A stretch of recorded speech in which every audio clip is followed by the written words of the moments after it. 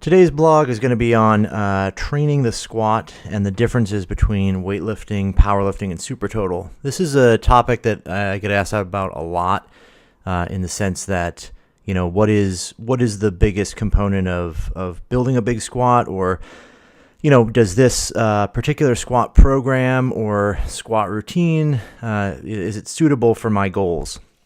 And I think this is kind of common because a lot of people think that squatting is sort of the be all and end all of strength training for really all these sports, for powerlifting, weightlifting, supertotal. And the idea of having a quick or easy solution to squatting that is going to somehow circumvent the hard work of being, diligent in practicing the Olympic lifts. If I can circumvent that by building a big squat, can I then, achieve high results in snatch and clean and jerk as a weightlifter without having to really do that? So the squat is the one thing that kind of becomes this, put on a pedestal as though like, if I squat big, then I'll get that result. And it's not really the case. I think one of the important things to remember is that you have to look at the squat for weightlifting, powerlifting, supertotal as a means to an end. The idea is to maximize your results for the squat in powerlifting versus maximizing your squat for results in weightlifting. And what I mean by that is just you're squatting as a means of competition in powerlifting versus you're squatting to improve your snatch and clean and jerk in weightlifting. And supertotal kind of falls in the middle there, where obviously you're testing the squat, but you also need to use it as a utility to develop the Olympic lifts. So it's kind of an intermediate thing. The other thing about supertotal is that it's primarily a for fun endeavor. Not that powerlifting and weightlifting aren't for fun, but supertotal is primarily an enjoyable aspect of combining two things and getting a little bit less of each in exchange for the enjoyment of be able to participate in both. So some major things that are going to influence that ultimate statement of maximizing your results in the squat versus maximizing the squat for your results in weightlifting are going to be technique. So the technique differences between powerlifting squats versus weightlifting squats, pretty obvious. High bar versus low bar. While powerlifters are going to do high bar squats primarily in their training to build up their leg strength, it's not the best technique to lift the most possible weight. Whereas low bar squats are great for improving leverages and kind of, sort of cheating your way into a bigger squat with technique changes.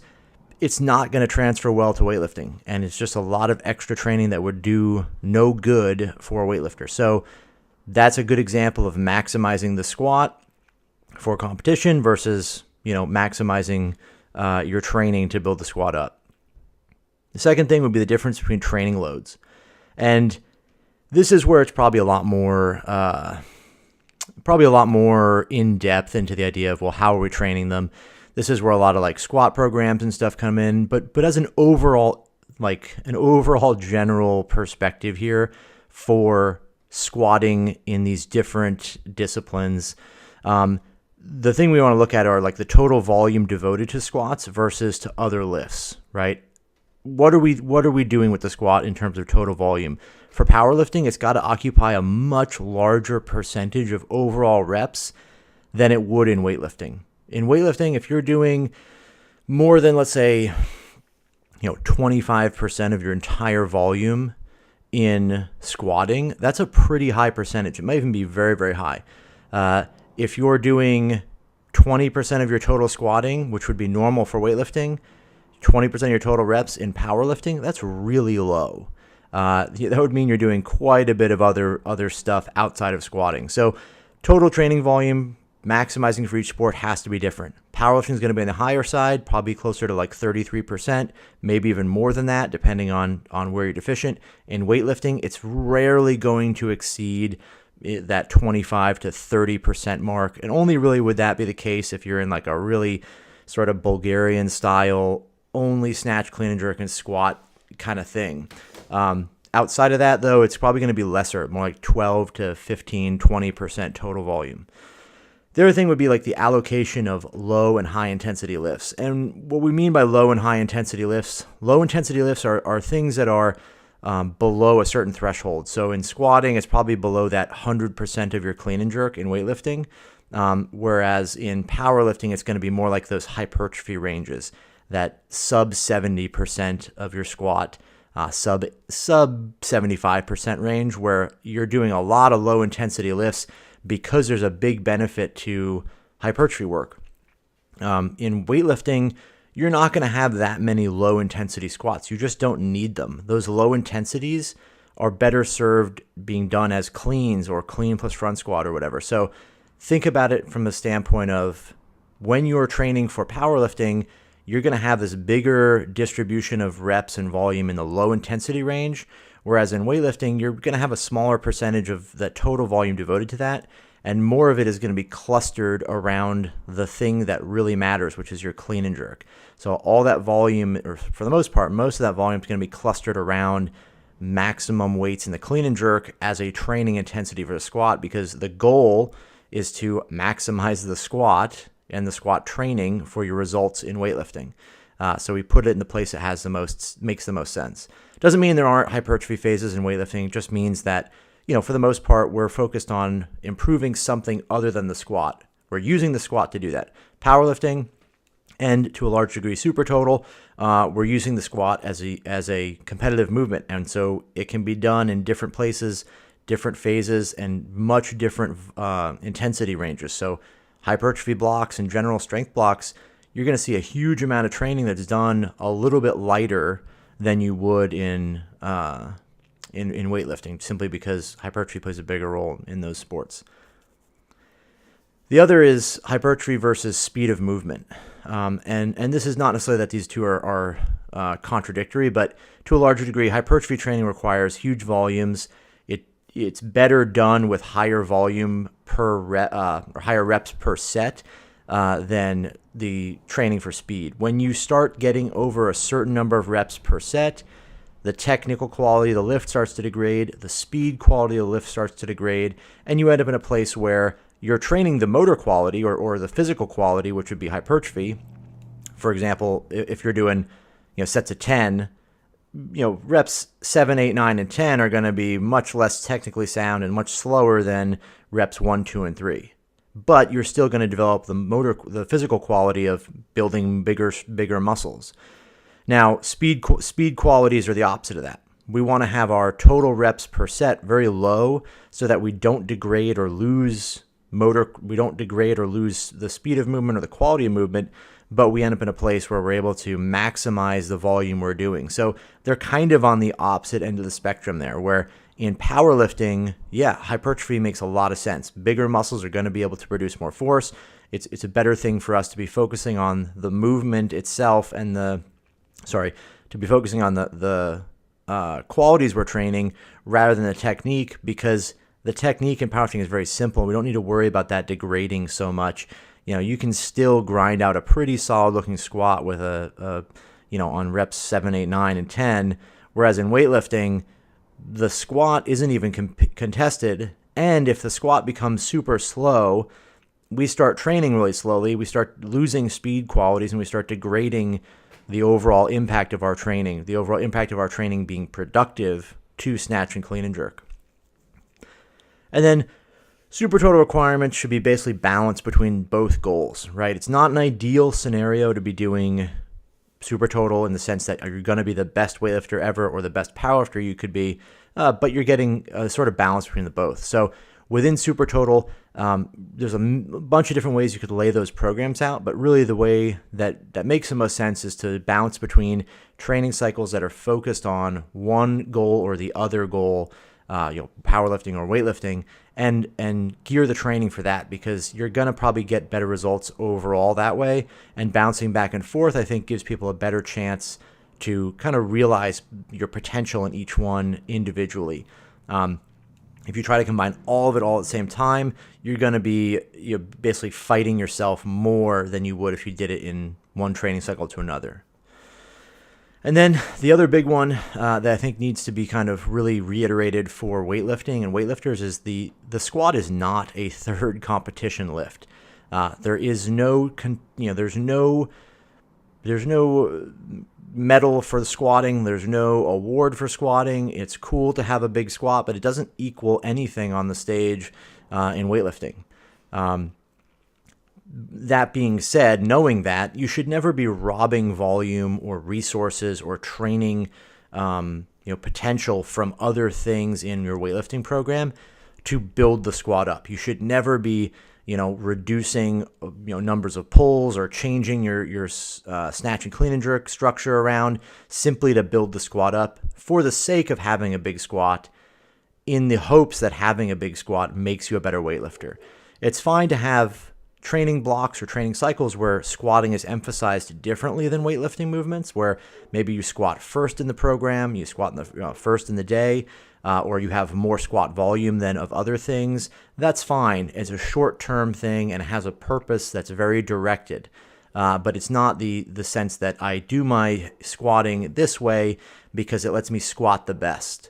We don't want to set our whole program around the idea that, we don't do high volumes in snatch and clean and jerk or high reps there because it tires us out. Or we don't do, certain types of movements before squatting because it makes the squat worse, even if they were more important. A good example of that would be like, maybe your pull is really weak. So doing a lot of heavier pulls would make sense, or doing more pulls would make sense.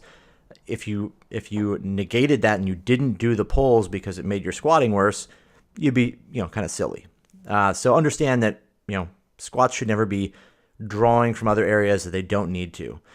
And then placing unnecessary emphasis on squats is going to be detrimental to progress. If you are, day one in the gym, you're learning technique, you're practicing, you're getting better, but now you're like, I'm going to do a big squat program to build my numbers up. And all you really do is a bunch of negative things because you build up your MRV for squatting, you build up your MRV for training really quickly because squatting is very easy and you can do that. You're then in a place where now you have this huge capacity for training and your squat is really big, but it didn't bring up the technical qualities of your lifting. It didn't improve the speed qualities of your lifts, didn't necessarily make you more explosive. And you end up in a place where now you have to do a lot more training to maintain results, and you feel the need to train harder, and you've basically kind of shot yourself in the foot in the sense that, where are you going to go from here? Let's say you put a whole shitload of weight on your squat in 6 months, but your snatch clean jerk don't move. What's the next phase? Well, start snatch and clean and jerking more. But in doing that, you're going to lose some volume on your squat, and that's going to be a hard thing for those people that get into that place to give up the progress that they already made. So I would suggest, especially for beginners and newer people getting into lifting and getting into the idea, like looking at the idea of doing a big squat program or something, it's not ever going to have the magic results you want. And I'm sure there's people out there that have put on 20, 30 kilos on their squat and suddenly their snatch clean jerk went up. That's great. That happens. But as a systematic, sustainable program, that's not the case. There was a coach out here in the Bay Area for a while, and I remember him saying, someone told me a story about how he had his lifters do one of these like Smolov squat programs where it's like 4 days a week and really high intensity, like starting at 75% maybe. Day one, like 4 sets of 10 or something. You can Google the program, I'm sure. It was 3 weeks long. Everybody got fucking hammered and destroyed and crushed on it. And so, they didn't get anything out of it. Their results didn't go anywhere. So he then, I guess, apparently ran it a second time immediately after. I guess thinking that if they just, power through it this time, they're more acclimated to the volume, that they would get better results. And again, same thing, nothing, if not worse. How true that story is, I'm not entirely sure, but it's one of those things where clearly it's like your sole goal now is to simply crush people through squatting rather than to achieve big numbers in snatch and clean and jerk. So it's important to remember that the squat should never be the thing that dictates, what your training is actually going to be comprised of. It should never be that if you build the big squat, then they will get the results in the snatch and clean and jerk. I would also say, the sort of nuts and bolts here, the thing at the end of this that we all want to really look at is, well, what can I do now? What can I do today, tomorrow? Give me something tangible to work with. And I would say that the practical tips for implementation of some of these things that I've talked about would be, one, frame your thinking correctly for the sport, right? So get your mindset correct. Get your framing correct for what the squat really is. Don't be attached to an exercise or a method unless it has a merit, unless it merits that, unless it's the competition movement. If you're a powerlifting coach, then frame your thinking correctly for that. Squatting is a competitive movement and should be treated as such. That includes all variations, all things you're doing. They should build on each other to produce a really, really great squat, not the other way around where it's just a conglomeration of a bunch of things that end up at a, I did a bunch of training on this one or that one, or I did only or only low bar squats because that's specific. It's, utilize all those tools to build the squat itself. And then for weightlifting, the big one is to frame yourself in the mindset that snatch and clean and jerk are the priority. Squatting is designed in the program to augment those things. Lighter squats for more speed or more endurance or muscular size, slightly heavier squats to augment the strength qualities. Building a giant squat, not relevant. Only snatch and clean and jerk. That doesn't mean you're not going to have a huge squat, but frame your thinking always about, always frame your thinking around your program in the sense that squatting is there as a component of the whole, not as the end itself. Understand what's required, right? Understand what's required in the sport, what is sufficient and what is necessary. What I mean here is that, what does the sport really require? What does the athlete really require? Do they need more speed qualities? Does if you're a powerlifter, does the athlete need more hypertrophy? Will building bigger quads and stronger quads make that athlete a better squatter in the end? If the answer is yes, then use the appropriate means. Now, that being said, that doesn't mean that, that's sufficient to do the job. Maybe high bar squats and belt squats are necessary. They will help build the squat. They're necessary to build more quad strength for powerlifting, but are they sufficient in and of themselves to produce the result you want? Probably not, because they're not going to teach you the technical side of a low bar squat. So understand that while each component has a place in the squat or in the squat training, that sufficient and necessary have to both be answered, and the answer to both of them has to be yes, right? Are you including something in there that is sufficient, and also you're satisfying the necessary component there? For weightlifting and supertotal, again, the same stuff. What's required? Well, my legs need to get stronger to bring my clean and jerk up. They're too close to, I only front squat 3 kilos more than I clean and jerk. Then your squat strength, your general quality needs to come up, because you're probably not going to break over that in the clean and jerk. You're probably not going to clean and jerk a weight that is also a PR front squat. Despite probably has happened in the past, it's not something that is likely to occur. So what's necessary? More strength in the squat. Okay, well, is that also sufficient to make you a good weightlifter? No, but it's necessary to build that up. So the other side of that coin would be, what's sufficient? Definitely increasing, the number of cleans as well. So it's a combination. Hopefully that made sense. The main thing there is that you have to look at all these things. It's not ever going to be a situation where 1 + 1 = 2. It's probably going to be a much more complicated equation than that. It's a lot of moving parts. Put them together in a way that makes sense, that satisfies all those things. And then the last kind of things I think that are really important from a practical standpoint are plan ahead of time, right? Plan for the program having specialized blocks of training. Plan for what the squat is going to do in the yearly cycle. From a powerlifting standpoint and a weightlifting standpoint, I'm a big believer now that there should be a period of time within a year, in a year program or a long-term program, where no squatting, or at least traditional squatting, is done.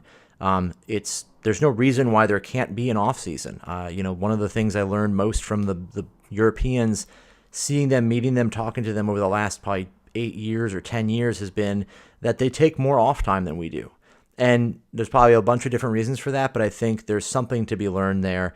My experience with my own lifters as well has been that when when they took time away, when they took a month off after a big competition, or they took a few months off, or they had something come up, or they just took some time away, when they came back, it was not difficult at all to regain the results. And especially in the squatting, their numbers actually came up above where they had been before. I think it's easy to develop adaptive resistance to the squat because it's such a simple movement. The technique's not super hard, and we don't ever use a lot of variation in it. So it's easy to get to that point where you're just grinding away for less and less progress. So definitely plan ahead for specialized blocks where there's lots of squatting, and then plan ahead where there's specialized blocks of no squatting, or very little types of squatting, or very different kind of squatting or leg training.